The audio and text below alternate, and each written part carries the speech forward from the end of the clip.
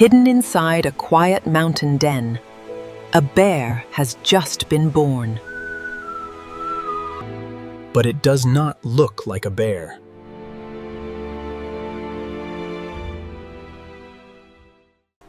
The newborn is pink, nearly hairless, and blind.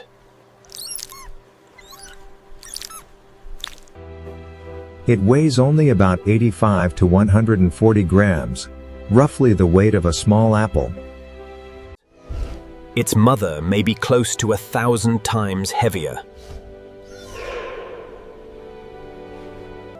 Among placental mammals, few newborns are as small in relation to their mothers as a giant panda cub. There will be no first steps today. The cub will not open its eyes for another 6 to 8 weeks, and it will not become mobile for several months. During these first 24 hours, survival depends on 3 things: warmth, milk, and constant contact with its mother. In the wild, giant pandas give birth in sheltered dens, often inside hollow trees, logs, or caves lined with plant material. The space is small and dark, protecting the newborn while allowing the mother to keep it close.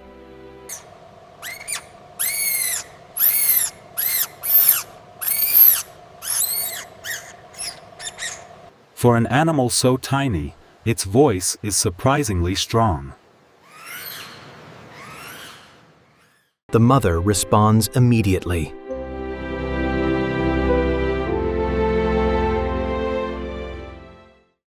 She lowers her head, gathers the cub gently with her mouth, and draws it against her chest. From a distance, the movement might appear rough. Up close, it is remarkably precise. Her jaws, powerful enough to crush bamboo, can lift the newborn without harming it. She settles back and holds the cub between her forelegs. The newborn cannot regulate its own body temperature. With very little fur and almost no insulating fat, it loses heat quickly. The warmth of the mother's body becomes the climate of its entire world. The cub squirms against her skin.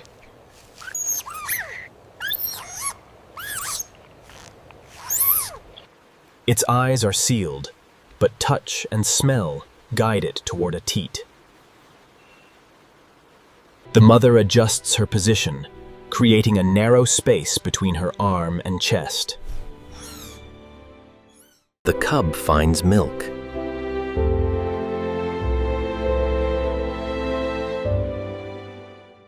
Its first feeding may be difficult to see.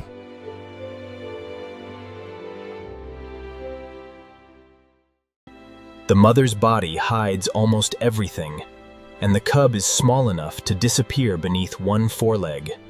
But the sounds change.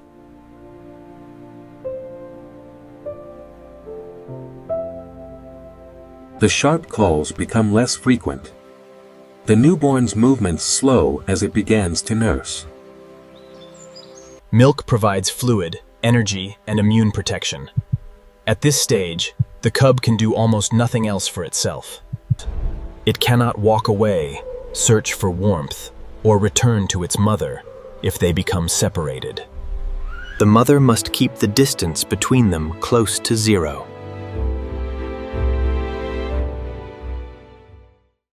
For the next several hours, she rarely allows the cub to leave the shelter of her arms. When she shifts her weight, the newborn squeals again.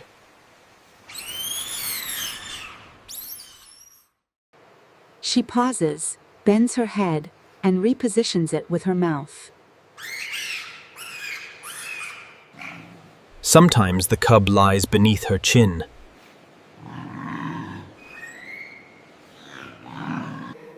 At other moments, it rests against her chest or between her forearms. Each position serves the same purpose, keeping the newborn warm protected, and close enough to feed. The first day of a panda's life is not silent. The cub produces squeals, grunts, and other small calls. These vocalizations help the mother monitor an animal she can barely see beneath her own body. A change in the sound can cause her to wake, lift an arm, or draw the cub closer. The mother's attention is nearly continuous. Giant pandas are usually solitary animals, and an adult female raises her young without a permanent social group around her. Inside the den, there are no other adults to share the work. Her response has been prepared over months.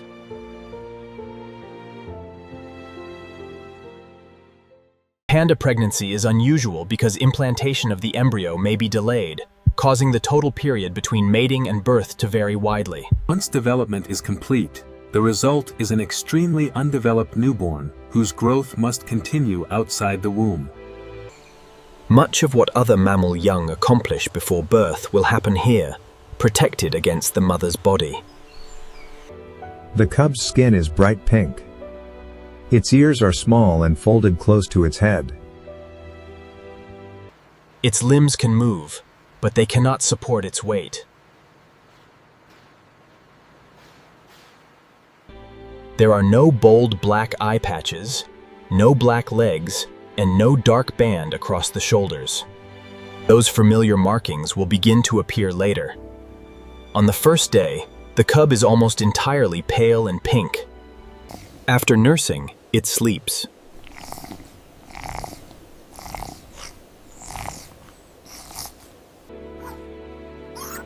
Its breathing is quick, but regular. One tiny paw rests against the mother's fur, and the body rises slightly each time she breathes beneath it. The mother also rests, though not deeply for long. A movement from the cub brings her attention back. She curls forward, checks its position, and begins to lick it.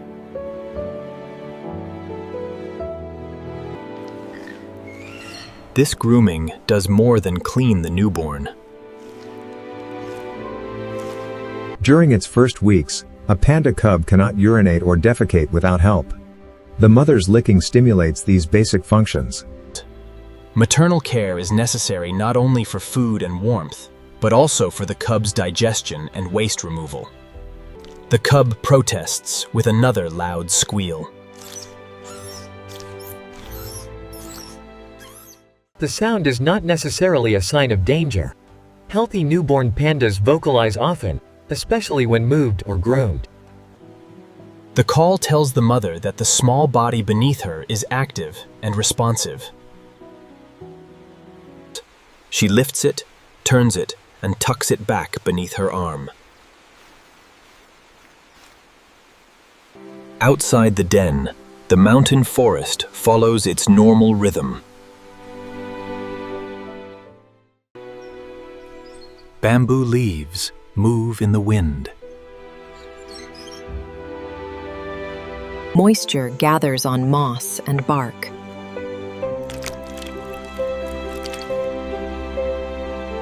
Other animals travel through a landscape the newborn will not see for weeks.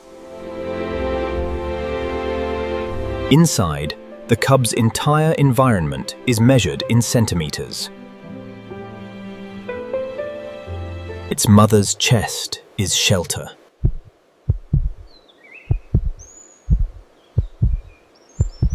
Her forelegs are walls.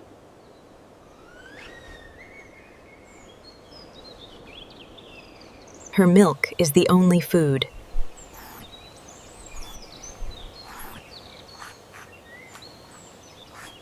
The mother lowers her head and rests her chin above the cub. But the smallest bear in the forest has completed its first day. For now, that is enough.